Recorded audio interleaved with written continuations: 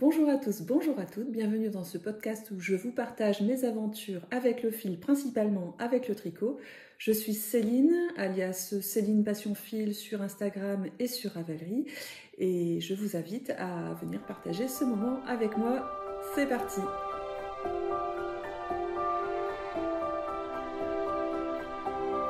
Je commence tout de suite par vous remercier pour vos réactions, toutes vos réactions positives suite à mon hors-série où je vous présente mes accessoires, du plus indispensable au moins indispensable. J'ai hésité longtemps à la faire cette vidéo, je l'ai tournée, j'ai fini par la sortir quand même. Et puis, j'ai été ravie de vos retours. Par contre, je me suis rendu compte qu'en fait, il y a 3 mois, Christelle Elka a fait une vidéo sur aussi des accessoires et il y en a eu d'autres qui datent peut-être un peu plus. Je ne l'ai pas fait exprès en fait, j'ai même pas visionné cette vidéo sur les accessoires donc de Christelle Elka, qui doit être une super vidéo et je n'ai pas encore regardé, mais je suis sûre qu'elle vous présente d'autres accessoires. Je sais, et certaines d'entre vous m'ont parlé d'autres accessoires qu'effectivement j'ai oubliés. Donc peut-être qu'il y aura un numéro 2 à cette vidéo. Peut-être que de toute façon, si j'en fais une dans plusieurs mois ou plus d'un an, peut-être que j'aurai des nouveaux accessoires à vous montrer de toute façon. Aujourd'hui, c'est un podcast traditionnel avec mon tricot terminé, mes ouvrages en cours, et puis aujourd'hui il y aura du blabla autour du salon Laine Fleurie et du salon à venir Laine en Or. Pour les ouvrages terminés, donc il n'y en aura qu'un, et c'est celui que je porte. Il s'agit du top Jinchi de Marianne Munier, que j'ai tricoté avec de la mérinos de Pascal, donc c'est un atelier dans la cour, coloris Léon. La dernière fois je vous avais peut-être dit Pan, mais non, c'est Léon. Donc le top Jinchi, c'est la deuxième fois que je tricote. La première fois je l'avais tricoté avec de la soie, j'en parlerai après. Là je l'ai tricoté avec du mérinos. Le modèle d'origine se tricote avec de la soie. Mais justement Pascal en avait tricoté un il y a un an qui était très bien réussi en mérinos, donc je me suis lancée. C'est un modèle qui se caractérise, enfin qui est très simple, voilà, c'est un top hein, mais qui a cette petite originalité sur l'épaule. Au niveau du modèle, donc c'est ce que je vous disais, en fait il est très simple. On commence par le haut, d'ailleurs je ne vous ai pas montré ici le haut, et puis on vient au fur et à mesure former l'encolure qui est en V, et puis après on se retrouve avec une mère de jersey que j'ai beaucoup aimé tricoter, qui est zéro cerveau, et c'est franchement agréable. Le modèle, alors il est payant, je ne sais plus le prix, mais on doit être à 6, 7 ou maximum 8 €. Et il tient en 3 pages si on enlève la page de couverture où on ajuste la photo du modèle. Donc en fait, si on imprime en 2 pages sur une, ça nous fait juste un recto verso. Donc c'est vraiment très peu de pages pour un résultat franchement top. Pour un top. On vient faire les cottes. En fait, moi j'ai fait des cottes semi-torches. Je ne sais plus si c'est ce qu'elle préconise, mais c'est ce que je préfère. Et on en a aussi en bas. On vient faire le col et les manches à la fin. Alors moi j'ai utilisé deux écheveaux tout pile en fait pour 100 grammes dans un écheveau de fingering. On a moins de métrage que dans un écheveau de 100 grammes de soie fingering. Donc je sentais bien que j'allais être un petit peu juste au niveau du corps. Vous voyez qu'il m'arrive tout juste et il me reste uniquement ça. Donc vraiment, j'ai utilisé mes 2 écheveaux à fond. Ce que j'ai fait pour être sûre d'avoir assez de laine pour le col et pour les manches, c'est que arrivé à une certaine hauteur, j'ai pris l'extrémité de mon cake pour tricoter le col et les manches. Comme ça, je savais que tout ce qui me restait serait consacré à la fin du corps et aux côtes. J'ai même pesé, en fait, à la fin, je savais que avec 1 gramme, je faisais un rang. Donc ça m'a permis de bien calculer pour avoir le nombre de rangs de cotes que je trouvais correct. Je ne sais plus, je pense je ne sais plus combien de cotes elle préconise, mais de toute façon, hein, l'avantage du tricot, c'est de faire voilà, ce qui nous plaît. Je l'ai tricoté en taille 3, en aiguille 3, sachant que Marianne préconise des aiguilles 3,5. Mais je tricote lâche, donc aiguille 3, et j'ai essayé quand même de resserrer, de tricoter un peu tendu pour vraiment avoir un résultat nickel, parce que j'ai vraiment tendance, alors le tricot ça me détend tellement que je détends de plus en plus ma façon de tricoter. Donc j'ai fait attention. Alors, vous remarquerez qu'en fait, c'est un écheveau de teinturière, hein, donc j'ai des surteintures qui apparaissent de temps en temps. J'avais repéré ces surteintures sur le premier écheveau et j'avais l'impression que sur le deuxième écheveau, on n'avait pas ces surteintures. Donc j'ai tricoté jusque là, ou jusque la jointure des aisselles, enfin jusque la jointure du corps plutôt, avec le premier écheveau, et après j'ai pratiqué la méthode hélicoïdale. C'est la première fois que je la pratiquais. Grâce à l'eau demoiselle j'avais déjà testé la méthode hélicoïdale, je pense que je vous l'ai dit la dernière fois, mais je ne comprenais pas pourquoi il fallait glisser 3 mailles et mon cerveau ne voulait pas comprendre. L'eau demoiselle, dans un de ses précédents vlogs, elle l'a bien dit, c'était la première fois aussi qu'elle faisait la méthode hélicoïdale, elle a retourné son ouvrage et vraiment on ne voyait rien. Et elle a bien dit, ces 3 mailles, ne vous inquiétez pas, ces 3 mailles qui sont glissées, à un moment donné, elles vont être tricotées. Donc je me suis lancée dans la méthode hélicoïdale et effectivement, alors là je ne peux pas vous le retourner parce que comme c'était un top, je n'ai rien en dessous, mais je peux vous assurer que le résultat en dessous est nickel. Et j'ai bien fait de faire la méthode hélicoïdale parce que le deuxième écheveau n'avait pas cette teinture. Donc arrivé à peu près ici, c'était la fin de mon premier écheveau. Et j'ai donc la fin de mon tricot juste avec le deuxième écheveau, et on voit bien que je n'ai plus cette surteinture. Mais en fait ici la surteinture elle est sur tous les, j'avais que le premier écheveau. Ensuite là j'ai alterné les deux. Ça se voit un petit peu, mais ici on a aussi des rayures. Voilà, c'est la beauté justement des laines de teinturière, quoi. C'est un effet, on n'a pas un effet uni. On pourrait avoir un effet uni, mais ça n'est pas sur tous les écheveaux. Donc je suis très contente du résultat. Pour les cottes, j'ai fait un rabat élastique qui me convient très bien. C'est le Jenny's Surprisingly, excusez-moi pour mon anglais, Stretchy Bind Off. En fait, c'est la technique qui est très bien expliquée par Claude Tricot, où quand on va rabattre une maille en droit, on tourne, on fait un tour avec sa maille dans le sens des aiguilles d'une montre, et quand on va rabattre une maille qui est à l'envers, on fait un tour dans le sens inverse des aiguilles d'une montre. Et ça donne ce résultat très élastique, vous voyez, et qui est plutôt joli, je trouve. Les points positifs de ce patron, je l'ai dit, hein, il est simple, efficace, accessible aux débutants. Pour trouver un côté que j'aime moins, ça va être la coupe qui est fort large, je trouve. Est-ce que ça vient de ma façon de tricoter qui est lâche? Je l'avais déjà tricoté une première fois, ce patron, et là donc j'ai fait certaines modifications pour éviter cette coupe large et le décolleté aussi que je trouvais fort tombant. Donc en fait, j'ai modifié le décolleté. En fait, arrivé ici, j'accélère avant qu'elle ne le dise le rythme des augmentations pour que le décolleté tombe plus haut que ce qui est prévu. Je pense qu'on pourrait être 2 cm en dessous. Et comme ça me va parfaitement. C'est ce qui me plaît. Et pour les bras, j'ai fait une ouverture un peu moins large en fait. On doit mesurer à partir du haut des épaules.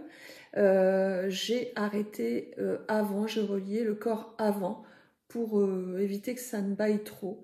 Encore une fois, hein, c'est avec ma façon de tricoter, je trouvais que ça n'allait pas. Et j'ai adapté le modèle en fonction de mes besoins. Au niveau du fil, bah, rien à redire, hein, c'est plus précisément même de la Mérinature. J'ai utilisé 202 grammes et il me reste ça. Vous voyez que les écheveaux de Pascal, j'avais un peu plus que 100 grammes. De toute façon, j'ai utilisé 202 grammes, donc si ces écheveaux faisaient 100 grammes tout pile, il aurait été deux rangs moins long. Bon. C'est pas grand chose, mais voilà. En tout cas, pas de surprise dans le sens où il y avait moins que 100 grammes et là, ça aurait été encore plus court. Donc le top Jinchi en taille 3, 2 écheveaux tout pile de mérinos. D'ailleurs, c'est le modèle, en fait, je l'ai terminé pile poil pour Laine Fleurie. Je reviendrai après sur le salon Laine Fleurie qui avait lieu près de Berck il y a 10 jours. C'était le top que je voulais porter le jour J. Seulement le jour J, même s'il n'a pas plu, il faisait un peu trop frais, donc j'ai mis un autre pull. Et j'ai accroché le modèle, mon t-shirt, je l'ai accroché sur le stand de Pascal. Il a eu du succès. Là, c'est marrant, à l'écran, on a l'impression qu'on a une ligne ici qui est plus claire, mais dans la vraie vie, ça fait pas cette ligne-là. Bon, c'est marrant, hein. La caméra qui fait cet effet. Donc je l'ai accroché, il a eu du succès et certaines d'entre vous ont pris le nom du modèle et puis le nombre d'écheveaux qui étaient nécessaires pour le tricoter. Alors je l'ai tricoté en taille 3, sachant que dans le commerce je fais à peu près un taille 40 et que j'ai un grand buste. 2 écheveaux donc suffisants pour ma taille. Au-dessus, à moins que vous vouliez un crop top, va falloir un petit peu plus que 2 écheveaux quand même. Et je ne l'ai pas dit, Margonnet, avec ses recettes, en fait, elle reverse, j'ai l'impression, tout. J'ai cru comprendre sur son site que c'était tout, à une fondation pour lutter ou pour la recherche contre le cancer. Donc c'est en fait, en plus quand on lui achète des patrons, on fait une bonne action. Ma transition est toute faite puisque le premier ouvrage en cours que je vous montre, c'est encore un top Jinchi. En fait c'est le top Jinchi que j'avais tricoté, que j'ai détricoté parce qu'il était en soie, j'avais tricoté vraiment trop lâche et donc ça donnait quelque chose qui était un peu trop transparent, un peu trop décolleté et un peu trop large. Voilà, 3 choses qui n'allaient pas. Donc je le retricote avec des aiguilles en 2,5 au lieu de 3. Pourtant j'avais fait mon échantillon l'an passé quand je l'avais tricoté, mais là je le tricote en aiguille 3. Et même en aiguille 3, ce que je vous avais montré la dernière fois, je m'étais, voilà, encore une fois, extrêmement détendue. Et j'ai retricoté et là je serre vraiment, j'ai vraiment une grosse différence de tissu et là je préfère, à tel point que j'avais prévu de faire la taille 2 parce que le précédent était vraiment trop lâche et finalement j'ai tellement serré que je vais faire encore la taille 3 et je réfléchis même à ne pas accélérer mon décolleté ici parce que là bon, il est bien, il pourrait être 1 centimètre en dessous, donc je vais voir comment je fais, je vais poser sur mon exemplaire en mérinos, je vais poser celui en soie, et puis je verrai ce que ça donne, mais voilà. La belle soie, donc c'est la soie de Fil Indigo, je crois que c'est son fil 25, que j'avais acheté sur le salon Laine en Or l'an passé, c'est le coloris Cochenille. Donc là, c'est le haut du dos et là, je suis en train de tricoter le côté... Alors, c'est le côté droit. Ouais, non, si. C'est le côté droit du t-shirt. Et en fait, ici, on a le début de l'épaule. Voilà. Donc, super. J'ai fait mes petites bobines. il avance tranquillement et puis je vais vite arriver à une zone zéro cerveau. Il faudrait que ce tricot soit ma priorité pour quand même que je puisse le porter avant le début de l'été.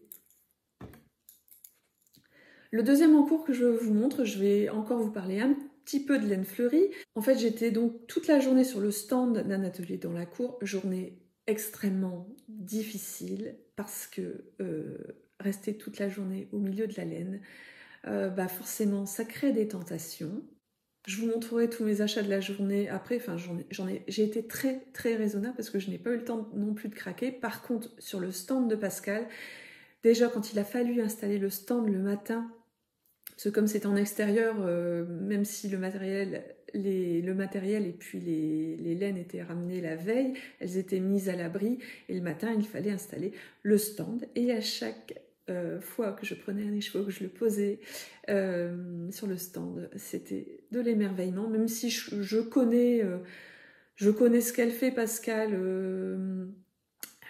Je n'arrêtais pas de découvrir des nouveaux coloris. Il y a pas mal, en fait, elle n'a pas de magasin, donc ces coloris, je les vois en général sur Internet. Et de les voir en vrai, c'était un émerveillement. J'aurais dû mettre des œillères toute la journée. J'avais amené Caroline qui nous a aidés sur le stand, qui nous a énormément aidés sur le stand. Merci Caroline.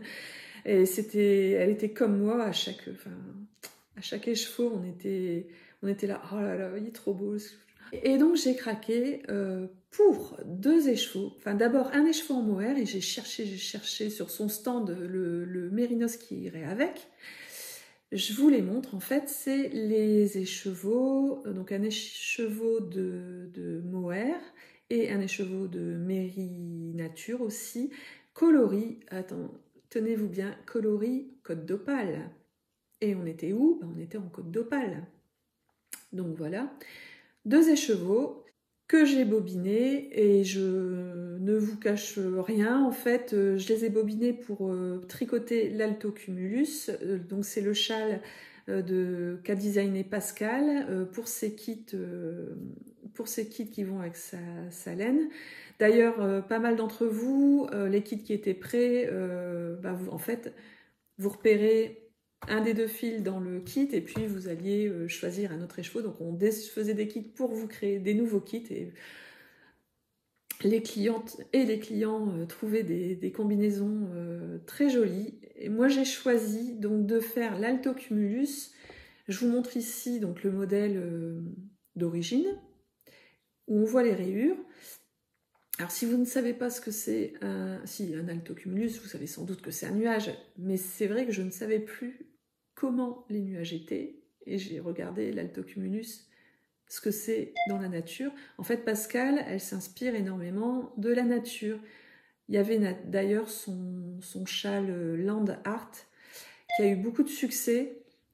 Chaque kit qui partait était aussi beau que les autres. Enfin, je les aurais tous pris, quoi. À chaque fois que j'en vendais un, c'était un déchirement. Ça doit être très dur pour les teinturières de vendre des écheveaux qui sont tous... qui sont à chaque fois beaux. Enfin, bref, c'était un déchirement à chaque fois. Donc, pour en revenir à l'Alto Cumulus, j'ai fait le choix de ne pas avoir trop ces rayures et donc de partir sur 2 couleurs identiques, Mérinos mohair, et vraiment de jouer sur la matière et la transparence et de garder les mêmes couleurs. Sauf que, comme on a des nuances de couleurs, on voit les rayures quand même. Voilà, donc le début du châle Alto Cumulus. Alors ouais, beige sur beige, ça le fait pas, peut-être ici, voilà, ça ira mieux. Vous voyez mieux la transparence. Oui, pour en revenir à ce que je disais tout à l'heure, pour être honnête avec vous, Pascal m'a offert le modèle, mais sinon il est en vente à 6 €.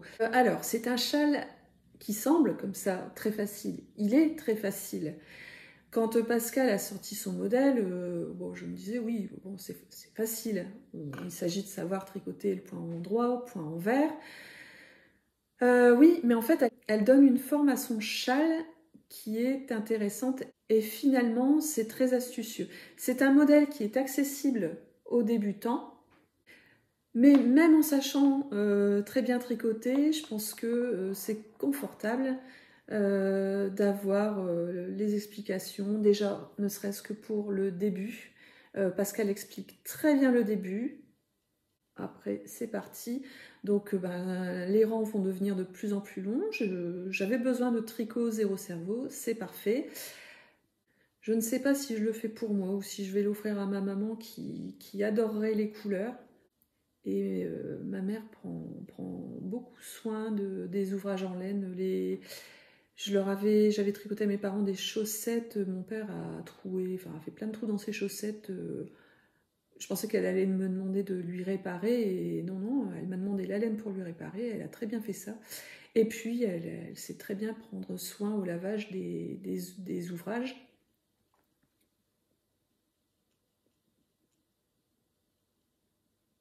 Donc les nuances sont super. On ne sait plus si la couleur vient du mohair ou du mérinos à chaque fois, mais vraiment c'est des couleurs qui reflètent totalement la cotte d'opale. Et je suis très contente. Merci Pascal. J'essaye de résister à le tricoter, à quand même faire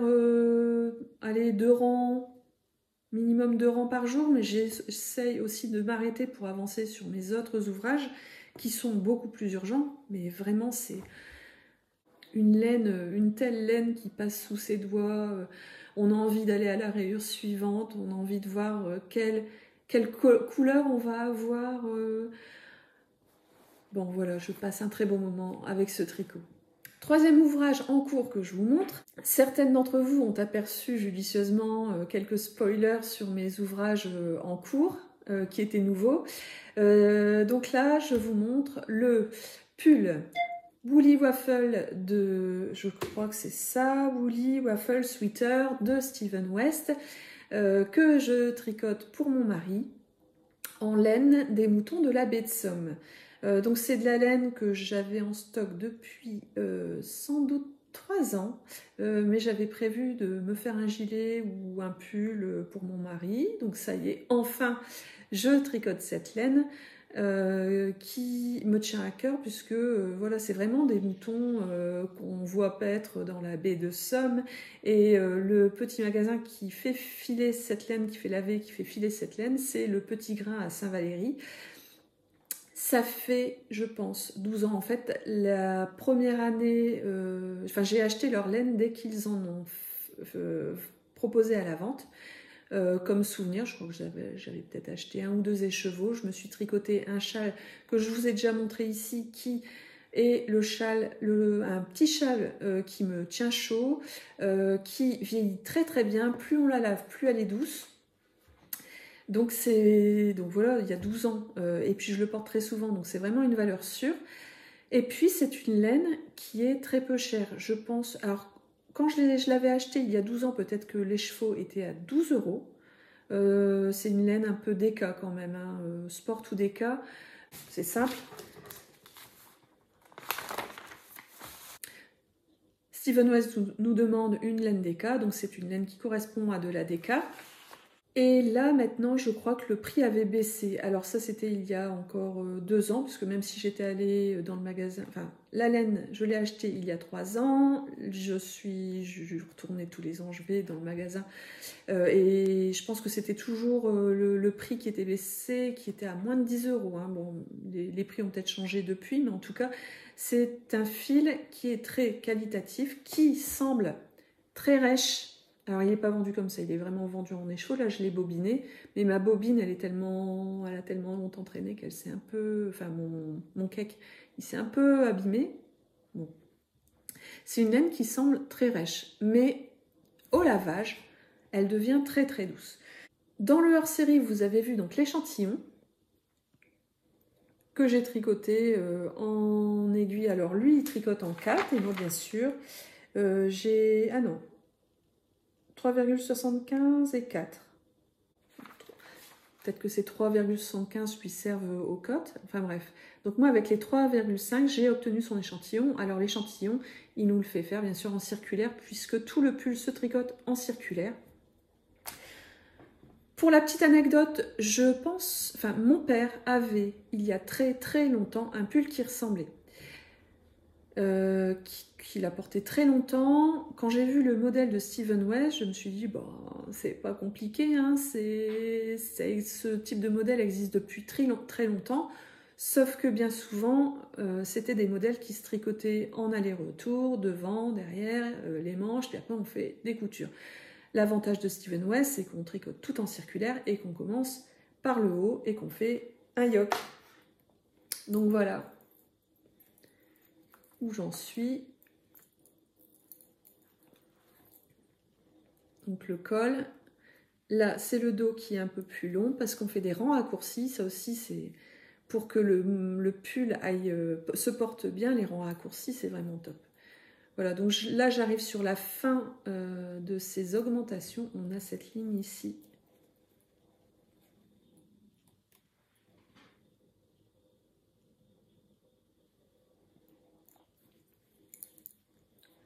Et pareil, c'est un modèle qui se tricote vraiment tout seul, donc c'est le point, c'est un point connu. Hein. Quand mon mari a vu que je lui tricotais ce pull-là, il me dit « mais tu m'as déjà fait un bonnet et une écharpe avec ce type de point ». Ça devait être un point qui ressemblait.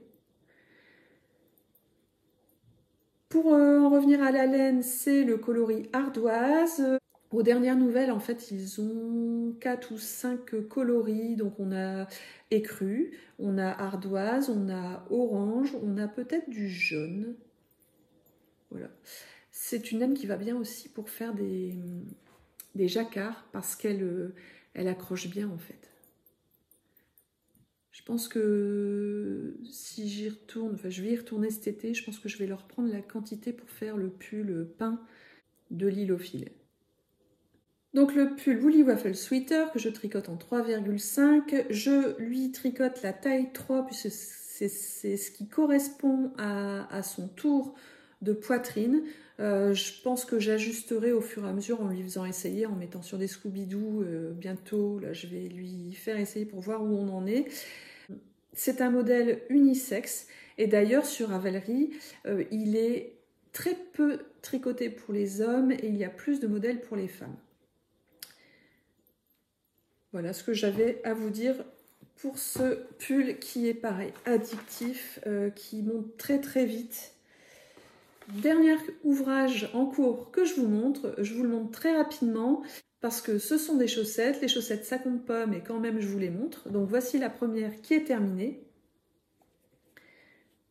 Voilà, donc c'est une taille 38, 38,5, ça va être pour ma maman. Donc là les chaussettes ne sont pas bloquées.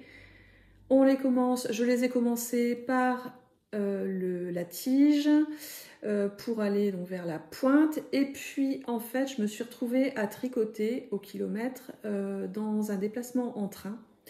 D'ailleurs, grosse pensée pour celles qui tricotent tous les jours dans des trains bondés, des métros bondés. Parce que même si c'est agréable de pouvoir s'occuper et de penser à autre chose, c'est parfois vraiment peu confortable.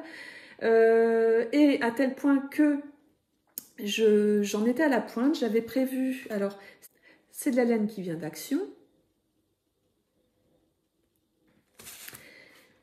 et puis j'avais donc dans le train avec moi, j'avais prévu, parce que je savais que j'allais arriver au talon.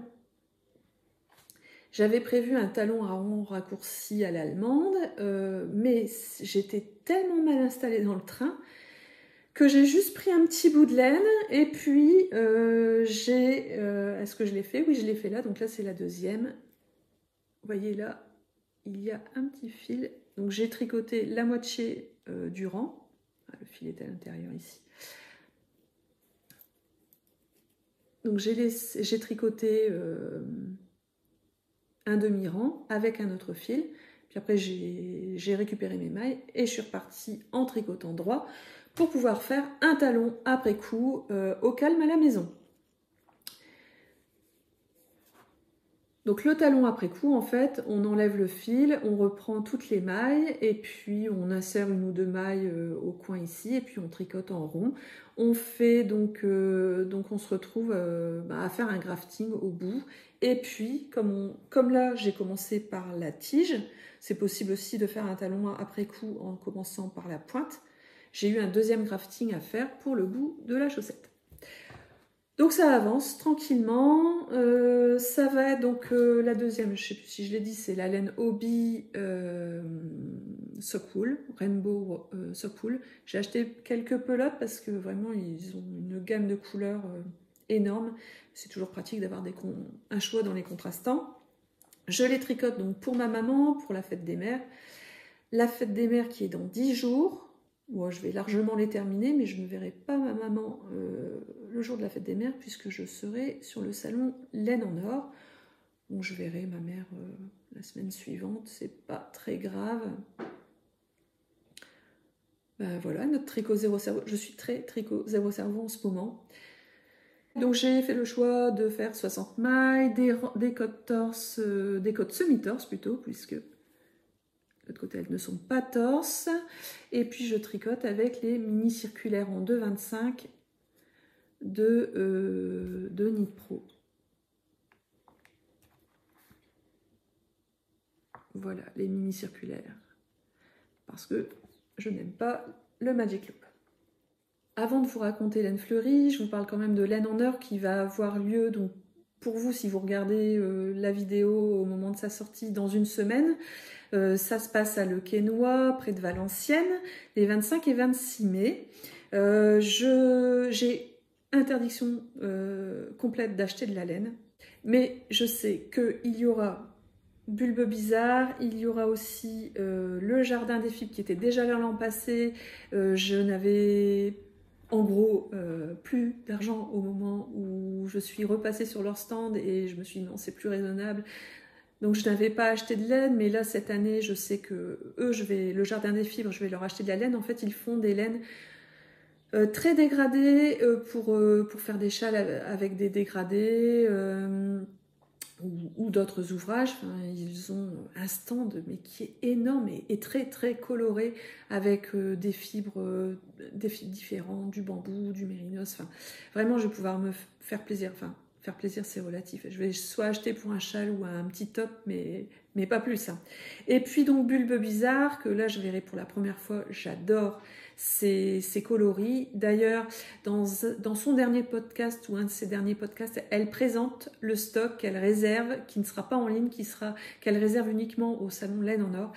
J'espère que j'aurai le temps d'accéder à son stand pour choper peut-être la couleur Pikachu ou du rose. Enfin voilà, je me dis, bon allez, un écheveau ou deux chez Bulbe Bizarre. Mais sinon, bon. En fait, le truc, c'est que parler avec les teinturières ou teinturiers, voilà, c'est sympa, il y a un échange, j'ai envie de ramener un souvenir. Donc si je ramène des souvenirs, je vais essayer, encore une fois, de rester sur des accessoires. Alors Laine Fleurie, donc ça s'est passé donc début mai, c'était sur la côte d'Opale, près de Berck, et puis c'était en extérieur dans un très beau parc. C'était très aéré, très pratique. Enfin, en fait les clients, ou ceux qui se promenaient dans le salon, ils n'étaient pas les uns sur les autres. En plus, même s'il y a eu des nuages, il a fait sec, donc il y avait des fauteuils installés au milieu des stands dans la pelouse, et il y a du monde qui s'est installé pour tricoter et pour manger. Ça a été une journée extraordinaire. On n'a pas arrêté. J'ai pu faire un tour rapide. Je vous montrerai après ce que j'ai acheté, mais en fait, j'ai pas eu le temps de repasser sur les stands. Heureusement pour mon portefeuille, je vais dire, il y avait des très beaux stands. Donc je n'ai pas mis mon top Jinchi, j'avais mis le pull Susurrus qui a eu du succès. Le top Jinchi, je vous l'expliquais, il a eu aussi son petit succès. J'avais ma copine Caroline, dont je vous parle souvent. Un grand merci Caroline, parce que tu m'as énormément aidée, tu as énormément aidé Pascal. Et puis ça a été un super moment entre filles, que ce soit sur la route et sur le stand toute la journée. Tu conseillais extrêmement bien les clientes. Moi qui me sens nulle en couleur, là j'ai trouvé ça facile parce que les personnes arrivaient avec des envies de couleurs. Soit elles avaient un écheveau, elles voulaient associer une couleur, elles voulaient trouver une couleur pour associer, soit elles nous parlaient de leur goût. Et en fait, sur le stand de Pascal, on tombe sur quelque chose qu'on aime, sur une couleur qu'on aime, et puis 2 écheveaux plus loin, il y a une couleur qu'on aime encore plus, et puis, enfin, bon, c'était intéressant de vous conseiller pour les quantités de laine, pour savoir aussi ce que vous comptiez faire avec cette laine, les modèles. Donc vous étiez ou on était sur Ravelry à se montrer les modèles les unes les autres, que ce soit cliente ou vendeuse. Enfin, c'était extraordinaire. Pascal, donc elle était partie une grosse partie du temps sur son atelier teinture qui a eu du succès, et je sais que Emma Tricot Point Mousse, j'ai hâte de voir ton écheveau girafe que tu atteins. Donc Emma Tricot Point Mousse est venue le dimanche, moi je n'y étais que le samedi, donc je n'ai pas pu la croiser. Donc un petit coucou Emma. Sur le stand de Pascal, j'ai donc craqué pour les deux écheveaux que je vous ai montré de laine coloris Côte d'Opale. Et puis j'ai craqué pour cette single.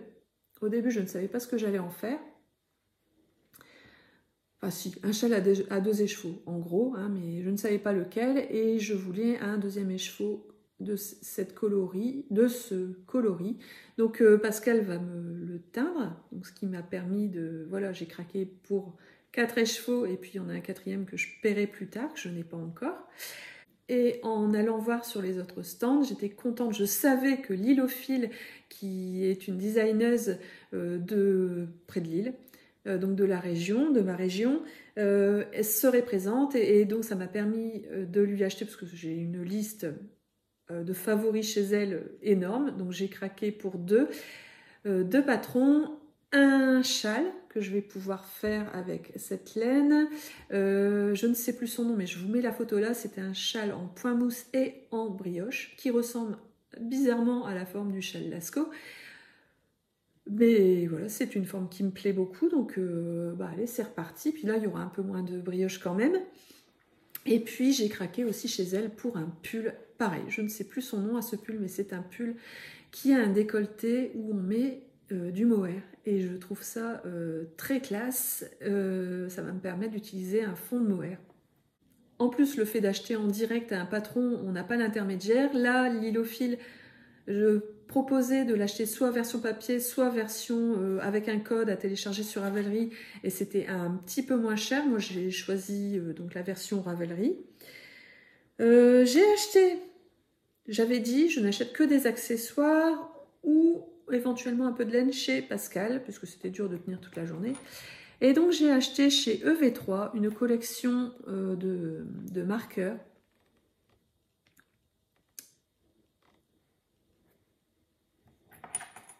Vous allez deviner sans doute le thème. Alors il n'était pas forcément vendu ensemble.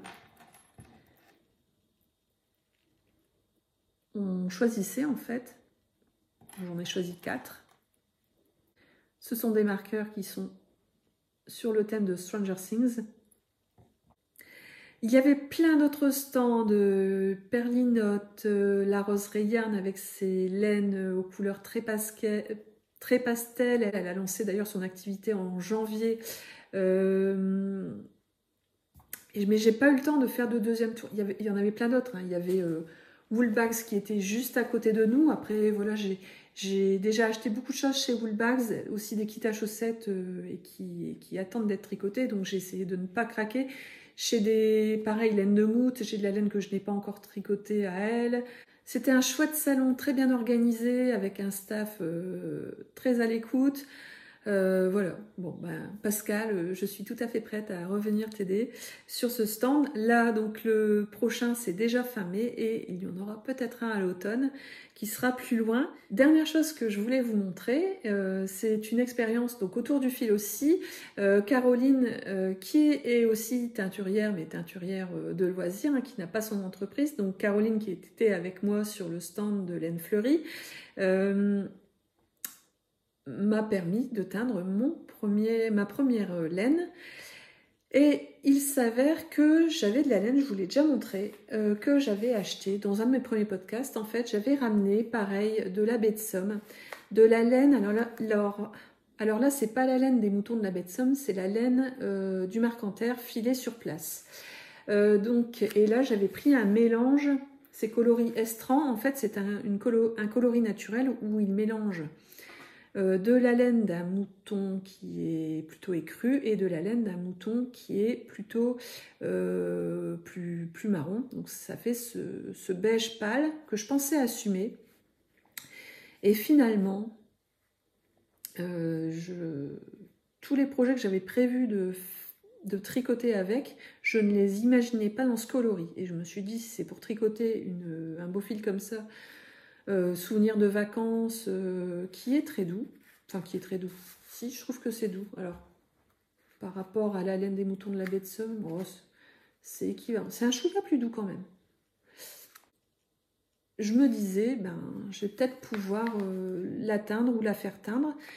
Mais je ne savais pas comment ce beige allait prendre la teinture. Et j'ai profité que Caroline m'invite à une expérience teinture pour teindre un premier écheveau. Et voilà ce que ça donne. Ouais. Donc moi qui adore le bleu, bleu sur bleu ça marche pas. C'est pour moi très très réussi. Je suis contente du résultat. Donc en fait... j'ai vu ce que c'était de teindre, le matériel qu'il fallait. Donc je pense qu'elle avait des teintures qu'elle avait achetées chez Lily Neige. Alors ce ne sont pas les octopus, ce sont d'autres, enfin bref. Donc on a mélangé du bleu avec un petit peu de noir. On a noté les quantités par rapport, enfin les quantités de teinture qu'on mettait par rapport à la quantité de laine. Bon, je pense que je n'arriverai pas à reproduire exactement ce coloris, mais c'est pas grave, ça pourra éventuellement me servir dans un jacquard. On atteint, donc je pense qu'il y a 26 grammes. Voilà, j'ai vu que c'était accessible. Il s'agit d'avoir du vinaigre et puis tout ce qu'il faut. Enfin, en fait, elle fait ça avec de la récup. Et puis l'avantage, c'est qu'elle a tout ce qu'il faut pour teindre en extérieur. Donc on a profité d'une belle journée pour teindre. Merci beaucoup pour cette expérience, Caroline.